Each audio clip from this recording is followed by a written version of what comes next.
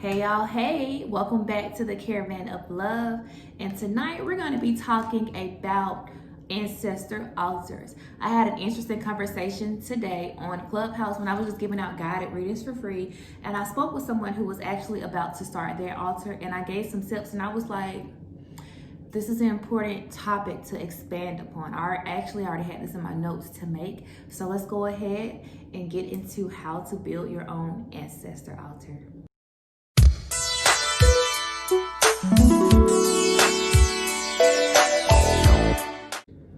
Okay, just to get started, within my spiritual journey, I began to learn about the importance about having an altar for anybody that's come before you, anybody that's an ancestor or that you hold in high regard, as far as family members that may have passed and that are no longer here in the physical realm. Ancestor altars are one way that you can really connect to your lineage, to the people that come before you, and also connect to your basically your inner self, your higher self. Having an ancestor altar along your spiritual journey, I think, is very important because you're able to tap into people that are working with you from the other side, people that you may not see, hear, or feel in the physical realm, but are very much alive and well and are working with you from the spiritual realm. So I'm gonna be honest, when I first started, or when I first heard about ancestor altars, I was a little bit apprehensive about having it because, as I've shared before a couple of times on this channel, I come from a Christian background, and veneration to your ancestors is not something that is widely discussed.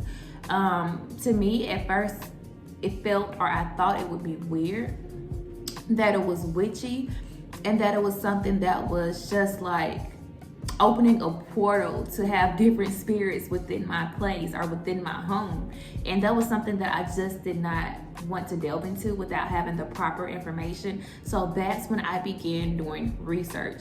So before you build your altar, your ancestor altar, make sure you do proper research. Make sure you know what to put, how to put, or exactly what, learning why you even want to have one. So one person that I found during my research is S. Ali Myers. I actually came across a video of his on YouTube. I'll try to put it in the description box, but I'll try to put the link in the description box below so that you can view it yourself. And I also have a link to an article that he posted online. So that's basically where I got all my information from. So I just want to talk to you about what S. Ali Myers shared with me. He let me know the different items were needed, the placement, and just the general basic setup of how you want to do your altar. So some of the items that he mentions that you need are a small or large table, preferably made of wood. You also need pictures or items of your deceased relatives, small glasses or ceramic bowls for water, which you will put in the south place. I'm not really technical with the placement of the things on my altar, but I do have a glass bowl or a glass that I give them water in. You also supposed to have candles, which represent fire, which is supposed to be on the east. You have an incense and holder, which is supposed to represent air, which you put at the north, and then crystals, gemstones, rocks, or coins that represents earth. You can have that section at the west. And then anything else that you feel connects you to your ancestors, to your lineage, if there are personal items that you have that may just remind you of ancestors that you have come in contact with the physical realm, throw them on there and just make sure you set that intention. So these are the basic items needed. How to set up, you want to make sure you can designate a room or at least a space for your altar. At first, when I did my altar, I did not have my own space. Now I'm in my own apartment, so I have a walk-in closet where I situate my altars. But before, I was living with my mom, and I just placed my altar kind of in a corner of my room because my closet, the way my closet was, I didn't want to do it in my closet. But if you want to do it in like a small closet within your house, if you want to do it in a small corner or a section in your room, even if you want to just build a makeshift altar on your windowsill, they doesn't have to be very technical. It's always the intention behind it, okay? Do not worry if you don't have a certain space designated for your altar. They will be happy with what you're able to provide at the time. Just know your circumstances. Be aware of what you can do. So try some places to try to avoid placing them are though is the bathroom, the bedroom, which I placed it in my bedroom just because I felt like I could, and I knew that it was gonna, you know, they weren't gonna bother me. It says laundry room too, but I put mine in my bedroom at first because that's all I had to work with. So if you have to, I don't see why that would be an issue. Make sure that you place all pictures of your loved ones on the altar table. Do not place pictures of alive people. People that are alive, their pictures do not belong on the altar. If you are in a picture with your grandmother, your grandpa, and you want to put that picture, try to cut around yourself. You do not want to place anybody that is living on the ancestor altar. This is designated specifically for the ones who have passed along. Okay? And then also make sure you place your crystals, coins, and candles on your altar table because they really want to feel earth items. These things are what really connects them. Like I say, you have the wind, you have the air, you have earth, you have fire, and then you have water, which all 4 elements should definitely be represented, okay? So what to offer at your ancestor altar? Me, I offer food daily to my ancestors. It can be something that I may have cooked and prepared the day before and eat, or sometimes it's something that I actually prepare for them that morning. I'm vegan.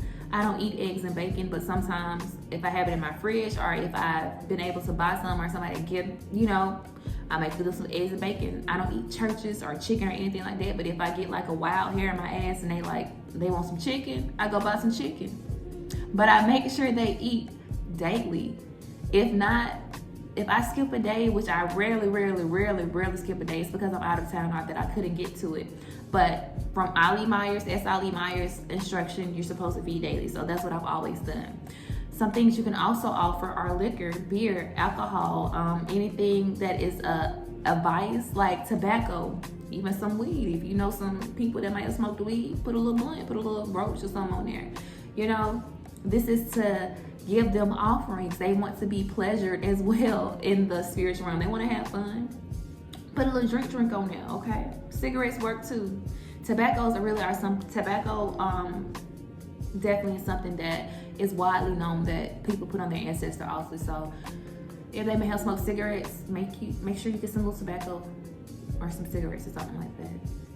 And another thing that I would input to definitely burn at your altar or to have is ancestor money, okay? You want to make sure they got spending money. You want to make sure that they can clear all their debt from within the physical realm and they got somebody to take with them to the spiritual realm.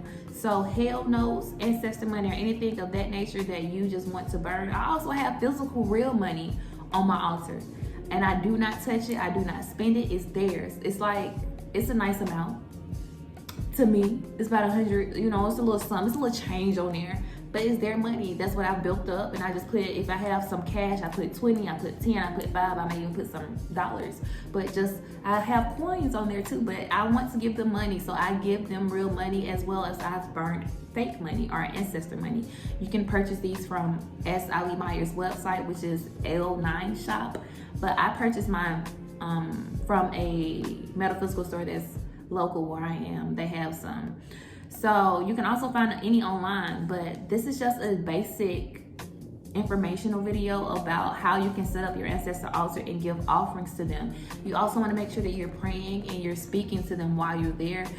You light a candle every time you go to your ancestor altar. So what I do, my practice is I have an incense. I'll light the incense first. Then I take the incense to light the candle and I speak verbally. I invite all ancestors of most high divine energy into this sacred space that we share so that I may give you offerings and to give thanks. Boom, quick little prayer. You can just, if you're into Bible magic, you can say some scriptures at your altar. If you are wanting to speak to them as if they are there, you can do that. If you want to take your time to journal at your ancestor altar, you can do that as well. It's just really used as a place that you can come to your spiritual grounding, communion with them, and also just receive guidance from a higher perspective, from a higher source. I meditate with my ancestors almost every day. I do my Tibetan singing bowl with them to ground myself. It's just like I love speaking to them every morning. So this is just some information about how you can start doing your ancestor prayers, your ancestor altar. I hope that this gives you a good gist of how to get started and that you do not be afraid to start this journey, okay? Be comforted, because these are the people that have worked for you. These are the people that brought you here.